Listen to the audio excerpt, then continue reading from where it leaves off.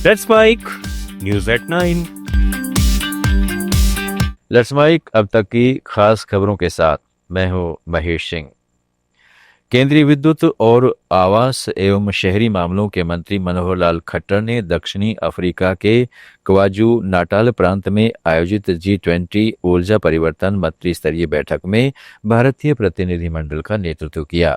खट्टर ने कहा कि ग्लोबल साउथ के लिए ऊर्जा सुरक्षा सबसे बड़ी वैश्विक चुनौतियों में से एक बनी हुई है। आर्थिक स्थिरता, सतत विकास और ऊर्जा तक समान पहुंच सुनिश्चित करने के लिए G20 सहयोग को मजबूत किया जाए।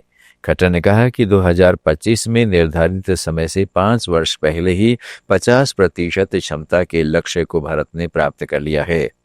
उन्होंने हरित हाइड्रोजन उत्पादन के लिए एक वैश्विक केंद्र के रूप में स्वयं को स्थापित करने, सतत विकास को आगे बढ़ाने और 2047 तक 100 गीगावाट परमाणु ऊर्जा क्षमता प्राप्त करने के भारत के महत्वाकांक्षी स्वच्छ ऊर्जा लक्ष्यों को बताया।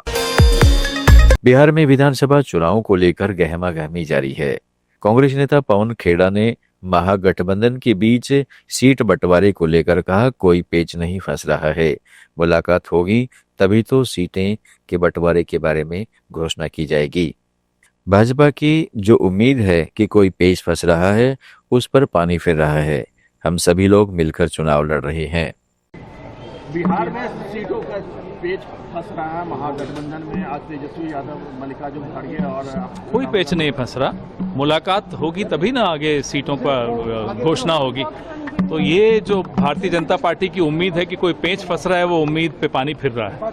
जैसे मुकेश सहनी जिस तरह से सीटों को लेकर के अड़े हुए हैं, फिर आपका सबका हक है अपनी अपनी बात रखने का, सब रखते हैं। हमारे यहाँ कोई पेच नहीं है, ये हम बता दें। मिलकर चुनाव लड़ रहे हैं।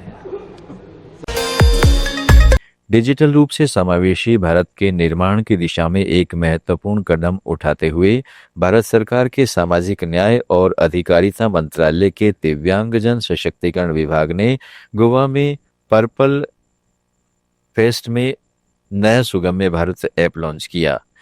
ऐप भारत के डिजिटल सुगम्यता केंद्र के रूप में परिकल्पित है, जो सूचना, योजनाओं और सेवाओं को सीधे दिव्यांगजनों की उंगलियों तक पहुंचाएगा। यह नया ऐप अपनी तरह का पहला वन स्टॉप डिजिटल समाधान है, जो कई सुविधाएं प्रदान करता है।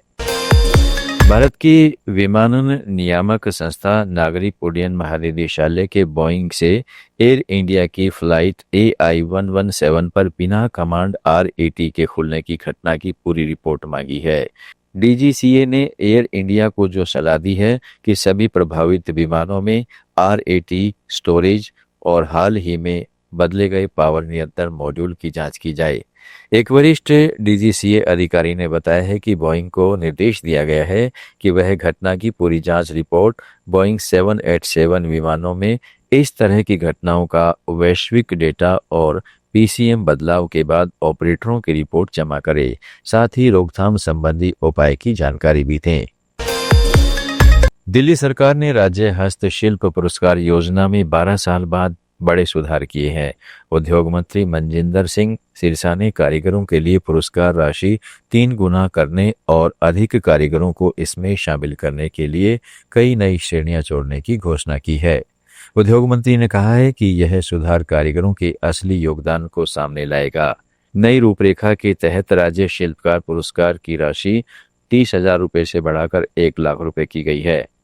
राज्य दक्षता पुरस्कार की राशि 20,000 रुपये से बढ़ाकर 75,000 रुपये की गई है। पुरस्कारों की संख्या भी बढ़ाई गई है। अब 6 राज्य शिल्प पुरस्कार और 18 राज्य दक्षता पुरस्कार दिए जाएंगे। उत्तराखंड में पशुओं की 34 दवाओं पर प्रतिबंध लगा दिया गया है। केंद्र सरकार के आदेश के तहत उत्तराखंड खाद्य संरक्षा एवं ड्रग्स प्रशासन ने इस संबंध में आदेश जारी कर दिया। उत्तराखंड के ड्रग्स कंट्रोलर एवं FDA के अपर आयुक्त ताजवर सिंह जग्गी ने बताया कि पशुओं को दी जाने वाली रोगाणुरोधी पदार्थों और उनके फार्मूलेशंस के आयात, निर्माण, बिक्री और वितरण पर प्रतिबंध लगाया गया है। इनमें 15 एंटीबायोटिक, 18 एंटीवायरल और 1 संक्रमण की दवा शामिल है। आप सुन रहे थे let's mind more than radio. Follow कीजिए हमें हमारे